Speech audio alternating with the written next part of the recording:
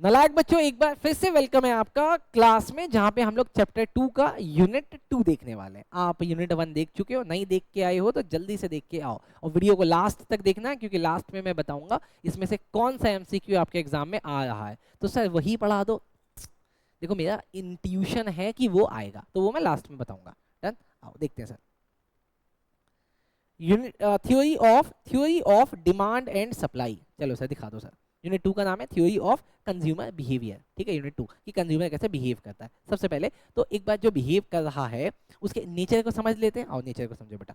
Want refers to the desire for goods and services that provide satisfaction arising from physical, psychological and social factor. तीन बातें मुझे याद हो गई कि जो हमारी वांट होती है ना, वांट वो तीन चीज़ों से डिपेंड होती है, फिजिकल, साइकोलॉजिकल और सोशल फैक्टर से। अनलिमिटेड वांट, लेकिन हमारी डिमांड क्या है? अनलिमिटेड है। हमें कोई फर्क नहीं पड़ता अपने को ना, मुझे पता है कि सर वो लिमिटेड है, बट मुझे उन लिमिटेड चीज़ों में से भी अनलिमिटेड चाहिए। इंटेंसिटी ऑफ वांट, अब वांट की कितनी इंटेंसिटी होती है डिपेंड करती है अर्जेंसी पे और अर्जेंट अदर देन बहुत सारे फैक्टर्स पे। यूटिलिटी किसको कहते हैं? देखो सर, अगर मुझे किसी चीज़ को लेने से सेटिस्फैक्शन मिलती है तो दैट्स मीन मुझे उससे यूटिलिटी भी मिलती है। मेजर द सेटिस्फैक्शन या want satisfying power of the commodity. Utility depends on the intensity of want, कि आपको वांट कितनी ज्यादा है। अगर आपको बहुत तेज भूख लगी है ना, तो आपको उस गुड से मिलने वाली यूटिलिटी सबसे ज्यादा हो जाएगी। ठीक, अगला सेटिएबिलिटी क्या होती है? ईच वांट इज सेटिएबल, मतलब meaning it can be fulfilled to some extent. आपकी जो वांट होती है ना, वो कुछ एक्सटेंट तक ही खत्म हो सकती है। भूख, भूख की बात कर रहे हैं, उसकी एक्सटेंट है ना, सीमा है। Competitive want, want compete for satisfaction due to the scarcity of resources. भूख लगी थी, बर्गर भी था, पिज्जा भी था, दोनों से भूख मिट सकती है, बट मैंने फिर भी पिज्जा ऑर्डर किया, तो इसका मतलब कंपिटिटिव वांट है। कॉम्प्लीमेंट्री वांट क्या होता है? Some want require multiple goods या combination of good to be satisfied, मतलब सर पिज्जा के ऊपर मुझे टॉपिंग्स भी चाहिए, ये बोला complement want. Alternative satisfaction, a particular want may be fulfilled in multiple ways. ऐसा कहते हैं कि खाते नहीं है, कुछ पी के आ जाते हैं। डन। सब्जेक्टिव या रिलेटिव वांट, और जरूरी थोड़ी है कि मुझे जिस चीज से सेटिस्फैक्शन मिलती है तुमको भी इसी चीज से मिले, तो इसका मतलब ये want satisfying I mean utility subjective matter है। रेकरिंग वांट, कुछ वांट तो ऐसी होती है कि कभी खत्म ही नहीं होती, एक के बाद खत्म करोगे थोड़ी देर बाद फिर लग जाएगी। हैबिट एंड कस्टम, आपकी वांट हैबिट पे भी डिपेंड करती है, कस्टम पे भी। बहुत लोगों को सिगरेट की बड़ी आदत होती है, एक बार पीने के बाद मुझे लगता है कि अब दोबारा नहीं पिएंगे, एक घंटे बाद फिर चाहिए। मैं कहा भाई अजीब है यार। नहीं नहीं, मैं ये सब नहीं करता। Influences want are affected by income, taste, fashion, advertisement and social norms. हाँ जी, डिपेंड करता है। कुछ लोगों को आपने देखा होगा, मुझे तो वही चीज पीनी है। मैं कहा भाई वो महंगा है, कहता क्या फर्क पड़ता है, अपने में पैसा ही बहुत है। तो इसका मतलब आप जो कह रहे थे ना, वांट, यूटिलिटी, सेटिस्फैक्शन, ये इनकम पे भी डिपेंड करता है। ओरिजिन कहाँ से होता है? फिजिकल, साइकोलॉजिकल, सोशल ऑब्लिगेशन या फिर इंडिविजुअल के स्टेटस से। यूटिलिटी का कंसेप्ट क्या? सर ये साइकोलॉजिकल कंसेप्ट है, जो कि डिपेंड करता है यूजफुलनेस पे और एथिकल वैल्यूज पे। लेकिन टोटल यूटिलिटी कैसे मिलती है? टोटल यूटिलिटी का मतलब क्या होता है? देखो, यूटिलिटी को ये लोग नापते हैं यूटिल्स से। आपने पहला गुड्स कंज्यूम किया, मजा आ गया, मान लेते हैं उससे आपको 10 यूटिल्स मिल गए। लेकिन एक बात बताना, सेम यूनिट का अगर दूसरा यूनिट, सेम कमोडिटी का दूसरा यूनिट आप कंज्यूम करोगे, तो क्या पहले वाला मजा आएगा? नहीं आएगा, थोड़ा सा कम आएगा।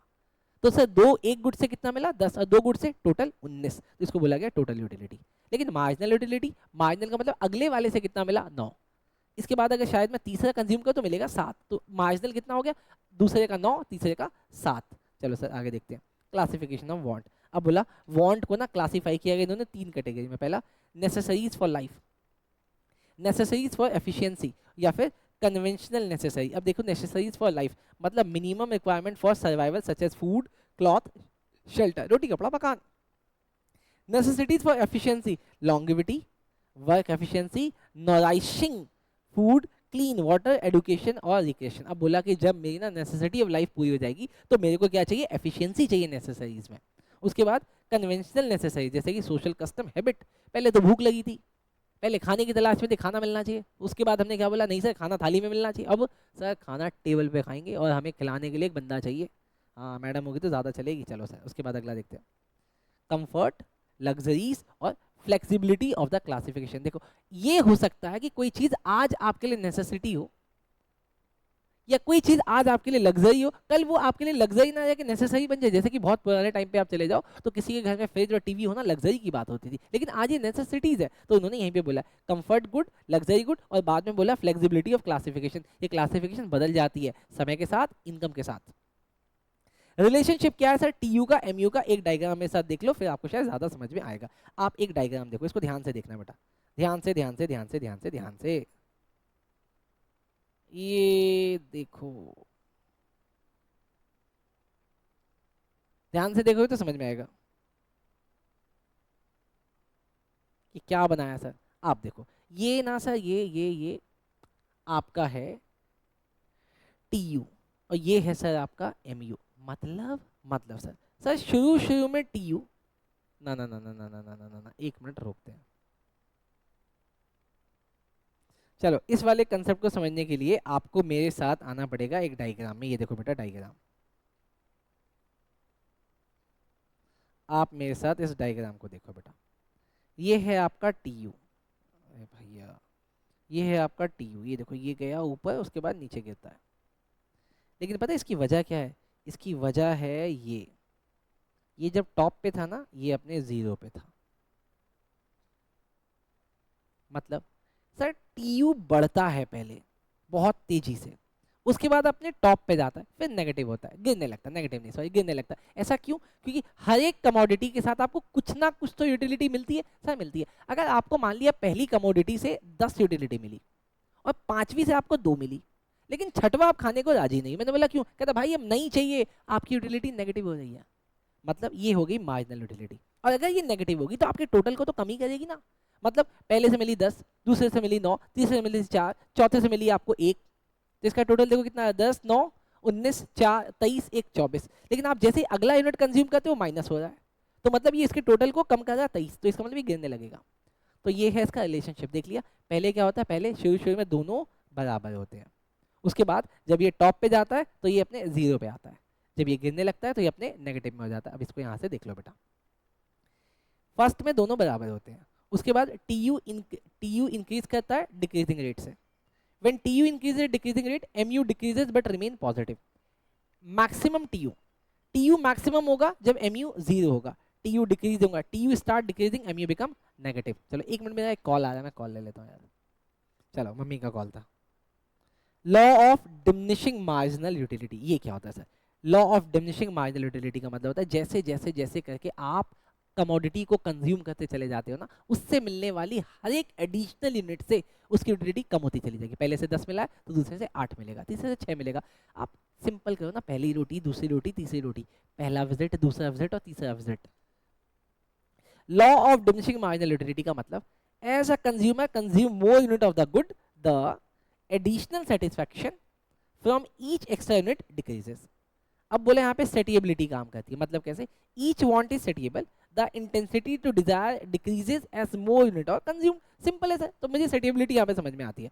अब यहाँ पे ना ऐसे करते करते सीधा आ जाओ assumption of law of demand. यहाँ पे ना आपको कुछ बातें माननी पड़ेगी, जैसे कि पहली बात, unit consume should be identical, हर एक यूनिट सेम होना चाहिए, क्योंकि अगर हल्का सा भी चेंज होगा तो आपको उसकी डिजायर बढ़ा देगा। दूसरा, आपका स्टैंडर्ड यूनिट होना चाहिए, मतलब चाय का एक कप होना चाहिए, चम्मच में चाय पिलाओगे ना सर या ड्रॉप में, तो अगले ड्रॉप की इच्छा बढ़ जाएगी।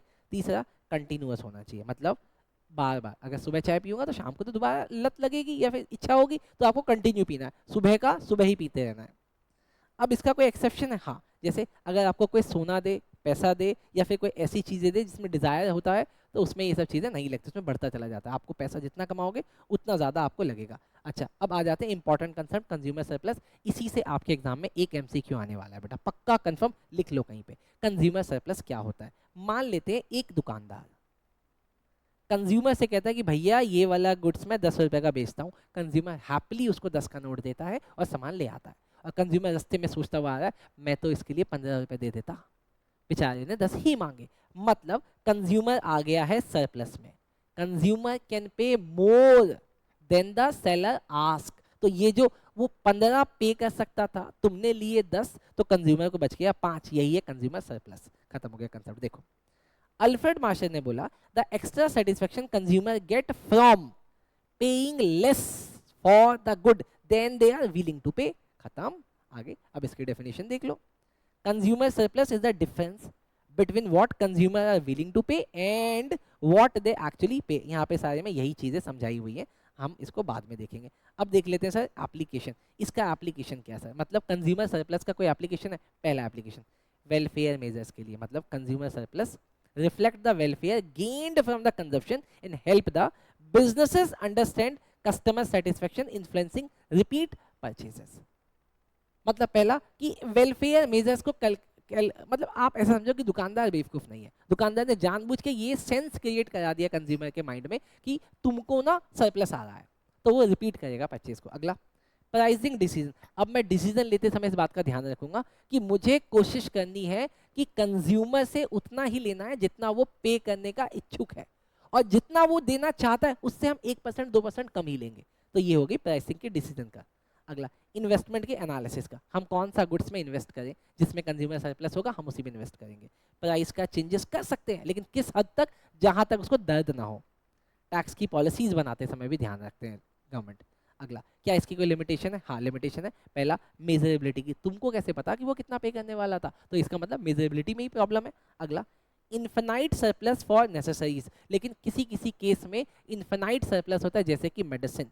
हम दुकान में जाके ये थोड़ी पूछते हैं भैया बुखार वाली दवा कितने की दी, हम तो खरीद के लाते हैं। इसका मतलब नेसेसिटीज के केस में कंज्यूमर का सरप्लस इन्फिनाइट होता है। मतलब अगर तुम केरोसिन की टेबलेट कल को मार्केट में 1000 की बेचोगे ना, और अगर उसको बुखार है तो वो 1000 रुपए में देके जाएगा 1 रुपए की चीज।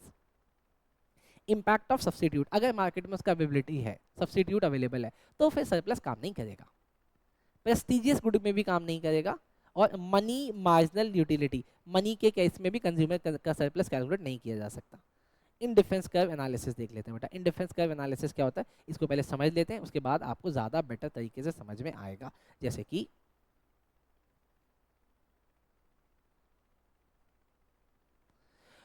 समझना दो चीज़ें, मैंने यहाँ पे दो डायग्राम बना, ये ना इंडिफरेंस कर्व है, ये एक और इंडिफरेंस कर्व मैंने बना दिया, मैंने ये एक और इंडिफरेंस कर्व बना दिया। इसको नाम दिया मैंने IC1, IC2 और IC3। सर आप इसको इस शेप का क्यों बना रहे हो, अभी मैं बताऊंगा ये कौन सा शेप है, कॉन्वेक्स है कि कॉनकेव है, अभी वो भी समझाऊंगा, लेकिन आपको समझ में आना चाहिए। ठीक, अच्छा अब ये क्या बताता है, ये दो गुड्स के बीच में, दो गुड्स, एक गुड्स X है एक गुड्स Y है, दो गुड्स के बीच में ये कॉम्बिनेशन बताता है कि आप कोई सा भी कॉम्बिनेशन ले लो। मतलब मैं X ये ले लेता हूँ और Y ये ले लेता हूँ, इसका मतलब दोनों ही केस में मुझे ये मिल रहे हैं 10, ये मिल रहा है 4, and I am happily satisfied with, अगर मुझे ये कॉम्बिनेशन मिलेगा तो। ये कॉम्बिनेशन क्या कहता है, ये कॉम्बिनेशन कहता है कि ये मिलेगा 8 और ये मिलेगा आपको 5, मैं इसमें भी खुश हूँ। मतलब चाहे मुझे 10 4 दो या 8 5 दो, मुझे दोनों कॉम्बिनेशन में कोई प्रॉब्लम नहीं है। अगर ऐसा है तो इंडिफरेंस हो आप, मतलब आपको कोई प्रॉब्लम नहीं है, आप इंडिफरेंट हो किसी भी कॉम्बिनेशन में। डन, समझ में आया इंडिफरेंस कर्व। अब देखते हैं sir indifference curve. The ordinal utility approach uses indifference curve to analysis the consumer behavior, focusing on consumer preference rather than quantifying satisfaction in monetary terms। Preference का मतलब क्या है, अब ऐसे समझो, अब ऐसे समझो कि तुम अब IC1 लेना चाहोगे, IC3 लेना चाहोगे, बताओ कौन सा लेना चाहोगे। सर मैं बताता हूँ, हर एक कंज्यूमर होता है मोनोटोनिक, उसको ना हमेशा ज़्यादा चाहिए होता है। सेम डायग्राम को अगर मैं आगे बढ़ाऊँ ना रेड पेन से, देखो मैं आगे बढ़ा रहा हूँ, तो वो यहाँ चला गया और यहाँ आ गया।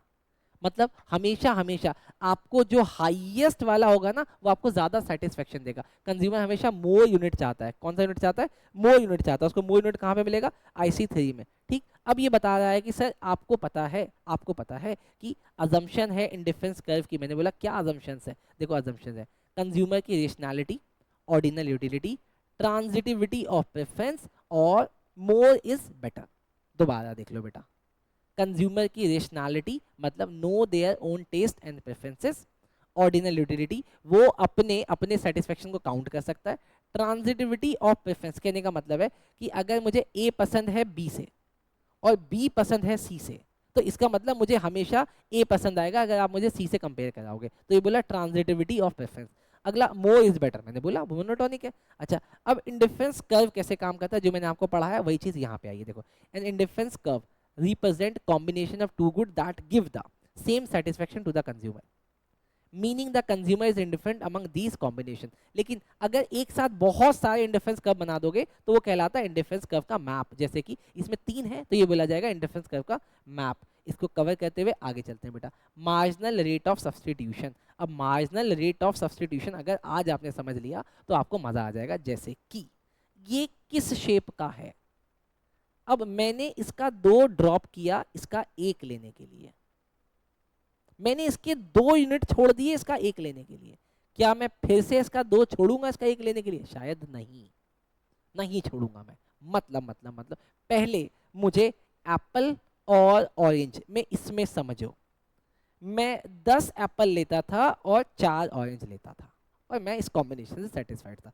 अब मैंने बोला भैया मैं 8 एप्पल ले लूंगा अगर तुम मुझे 5 ऑरेंज दोगे, मतलब मैंने 2 एप्पल सेक्रीफाइस किया 1 ऑरेंज के लिए। लेकिन मैं आगे पता है क्या बोल रहा हूँ, भैया मैं 7 एप्पल ले लूंगा अगर आप मुझे 6 ऑरेंज दोगे, मतलब मैं सेक्रीफाइस 1 का कर रहा हूँ 1 के लिए। मतलब आपकी मार्जिनल रेट ऑफ सब्सटीट्यूशन, मतलब आप एप्पल को मैंगो से सब्सटीट्यूट कर रहे हो, पहले 2 छोड़ते थे अब 1, मतलब आपकी इच्छा कम हो रही है। तो सर इसीलिए इसका शेप इस तरीके का होता है, और इस तरीके के शेप को हम लोग क्या बोलते हैं बेटा, कॉनकेव या कॉन्वेक्स? बोलो बोलो बोलो, कॉन्वेक्स, वेरी गुड।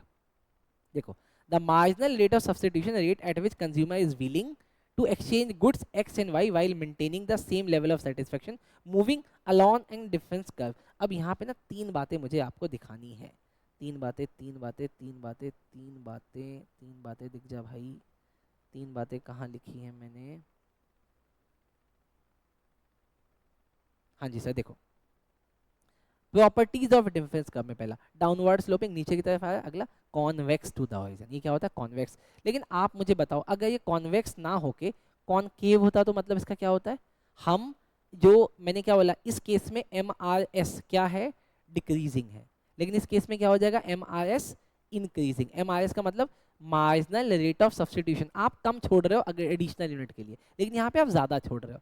लेकिन अगर ये एल शेप्ड होता तो मतलब ऐसा होता तो कांस्टेंट, मतलब आप 1 के बदले 1 छोड़ते हो भैया, 1 मतलब कांस्टेंट है। ठीक, तो यहाँ पे यही बात बताइए प्रॉपर्टीज में, पहली बात कि आपका डाउनवर्ड स्लोपिंग होता है, दूसरा कॉन्वेक्स टू द ओरिजिन होता है, तीसरा परफेक्ट सब्स्टिट्यूट होता है। अगला परफेक्ट कॉम्प्लीमेंट होता है, नॉन इंटरेक्शन, 2 आईसी कर्व कभी आपस में इंटरसेक्ट नहीं करते। Higher curve indicate greater satisfaction, मैंने बोला था आप ऊपर वाला लेना चाहोगे हमेशा IC3। अगला डू नॉट टच एक्सेस, ये लोग कभी भी एक्सेस को मतलब इसको टच नहीं करते, क्यों? क्योंकि आप किसी भी गुड्स को जीरो नहीं कर सकते, आप किसी भी गुड्स को जीरो नहीं कर सकते। अब आता है sir budget line. Budget line क्या होता है बेटा? देखो, मुझे भी ये चाहिए आपको भी ये चाहिए, लेकिन क्या हम लोगों की हैसियत है? सर हैसियत बोले तो, अरे हैसियत बोले तो एक होती है बजट लाइन, ये होती है बजट लाइन, जो कि मुझे ये बताती है कि मेरी इनकम से मैं कौन सा गुड कितना खरीद सकता हूँ। वापस से मैं यहाँ पे एक्स रखता हूँ और वापस, अरे यार चल जाना, मैं वापस से यहाँ पे एक्स रखता हूँ, वापस से यहाँ पे वाई रखता हूँ। ये मुझे कहता है कि भैया इसमें से कोई सा भी कॉम्बिनेशन खरीद लो आप, ये आपके पैसे हैं। पैसे का मतलब मान लो ना यार, एक्स आता है 10 रुपये का, वाई आता है 5 रुपये का, तो इसमें आप कोई सा भी कॉम्बिनेशन ले लो, आपके सेम पैसे खर्च होंगे। अब मैं सेम ये वाला ग्राफ उठा के मैं यहाँ पे रख दूंगा, तो ये पता है क्या कर रहा है? ये इसको टच करता है, ये यहाँ पे, तो जिसको इसने जहाँ पे टच कर दिया वहीं पे आ गया कंज्यूमर का इक्विलिब्रियम, और इस वाले टच वाले पॉइंट को बोला जाता है टेंजिबल, पक्का टेंजेंट बोला जाता है, टेंजेंट मैथ के लैंग्वेज में बोला जाता है। जब एक कर्व को दूसरा कर्व यहाँ से टच कर दे तो बोला जाता है कि ये क्या है? ये क्या है? बोलो, टेंजेंट। चलो सर, तो मैंने आपको क्या करा दिया? बजट लाइन और कंज्यूमर इक्विलिब्रियम। कंज्यूमर इक्विलिब्रियम कहाँ पे होगा? जहाँ पे वो दोनों एक दूसरे को टच कर जाएंगे बेटा, ठीक, जहाँ पे वो लोग क्या हो जाएंगे? एक दूसरे को टच कर जाएंगे। बोलो ठीक है, समझ में आया? चलो बहुत बढ़िया बेटा, मैंने आपको फास्ट मोड में बहुत अच्छे से करा दिया। बस आपको ना प्रॉपर्टीज जो मैंने आपको बोला था लास्ट में आपको बताऊंगा, आप ये प्रॉपर्टीज याद रखना बेटा, प्रॉपर्टीज ऑफ इंडिफरेंस कर्व, इसमें से आपका एक MCQ आ जाएगा। चलो ठीक है बेटा, thank you. Like share subscribe जरूर करना। मैं रात के 12:54 पे वीडियो रिकॉर्ड कर रहा हूँ आपके लिए, ताकि आपका रिवीजन हो पाए। वीडियो को कई बार देखना बेटा, लाइक शेयर सब्सक्राइब भी कर देना प्लीज़।